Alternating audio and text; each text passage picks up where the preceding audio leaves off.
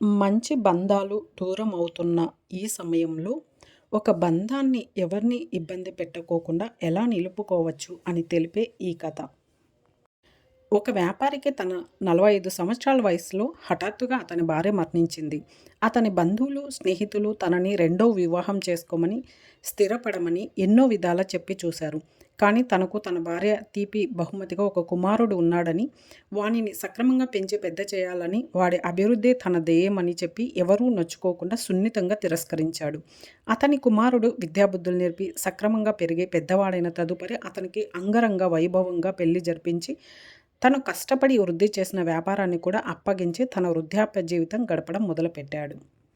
అలా కొంతకాలం గడిచిపోయింది. ఒకరోజు వృద్ధుడైన వ్యాపారి భోజన సమయంలో తన కోడల్ని కొంచెం పెరుగు ఉంటే వెయ్యమని అడిగాడు. దానికి కోడలు అయ్యో పెరుగు లేదండి అని చెప్పింది. అప్పుడే లోపలికి వస్తున్న కొడుకు ఆ సంభాషణ విన్నాడు. భోజనం పూర్తి చేసి తండ్రి వెళ్ళిపోయిన తర్వాత కొడుకు కోడలు భోజనానికి కూర్చున్నారు. వారి భోజనంలో సరిపడినంత పెరుగు ఉండడం కొడుకు గమనించాడు. భార్యను ఏమీ అనలేదు. మౌనంగా వ్యాపారానికి వెళ్ళిపోయాడు. కానీ పని మీద మనసు లగ్నం చేయలేకపోయాడు. రాత్రి పగలు తన తండ్రి అడిగిన ఒక కప్పు పెరుగు విషయమే మనసును తొలుస్తున్నది. తన కొరకు తన తండ్రి చేసిన త్యాగం, ప్రేమతో పెంచిన తీరు, కష్టపడి వృద్ధి చేసి అందించిన వడ్డించిన విస్తర్ లాంటి వ్యాపారం అన్నీ ఒక్కొక్కటిగా గుర్తుకొచ్చాయి.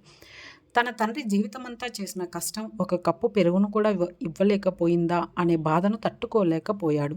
తండ్రికి ఇప్పుడు ఇంకొక వివాహం చేస్తే ఆ భార్య అతని బాగోగులు బాగా చూసుకోగలదు. కానీ ఇప్పుడు తండ్రి పెళ్ళి అంటే ససేమిరా ఒప్పుకోడు.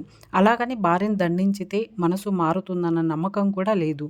ఎంత ఆలోచించినా మార్గం తోచలేదు.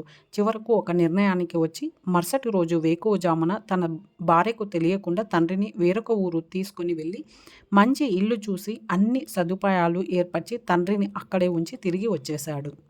మామగారు అంత హఠాత్తుగా ఎక్కడికి ఎందుకు వెళ్ళాడో కోడలికి అర్థం కాలేదు. భర్తను అడిగింది కానీ తనకు కూడా తెలియదని చెప్పటంతో ఆలోచనలో పడింది. ఒక వారం గడిచిపోయింది. మామగారి విషయం తెలియటం లేదు. భర్తను అడిగే ధైర్యం చేయలేకపోయింది. సహజంగానే ఆతృత పెరిగింది. ఒకరోజు ఉదయం భర్త వెళ్ళిన తర్వాత ఏదో పని మీద గుమస్తా ఇంటికి వచ్చాడు. ఆ కోడలు మామగారి గురించి ఆరా తీసింది. ఏమి జరిగిందో తెలియదు కానీ పెద్దాయన గారు పెళ్లి చేసుకోబోతున్నారని, ఏర్పాట్లు పూర్తి అయ్యాయని, వ్యాపారాన్ని కూడా తనే చూసుకుంటాడని, ఆయన కొత్త కాపురం ఈ ఇంట్లోనే మీరున్న ఇంట్లోనే ఉంటారని, కొడుకు తన కాపురాన్ని ఒక అద్దె ఇంటిలోనికి మార్చబోతున్నారని అందరూ చెప్పుకుంటున్నారని గుమస్తా చెప్పిన విషయం విని నివ్వెరపోయింది ఆ కోడలు. ఒక్కసారిగా కోడలు కంటి ముందు తన భావి జీవితం కనబడింది. తాను చేస్తున్న తప్పు తెలిసింది. ఇప్పుడు కొత్త అత్తగారు వస్తే తన పరిస్థితి ఏమిటో అర్థం చేసుకుంది. గుమస్తాను మామగారు ప్రస్తుతం ఉంటున్న చోటు గురించి అడిగి తెలుసుకుని పరుగున వెళ్ళి ఆయన కాళ్ళపై పడి క్షమాపణ కోరింది. తన తప్పు తెలుసుకున్నానని, ఇక నుండి తనను తండ్రిలా చూసుకుంటానని ప్రాధేయపడింది.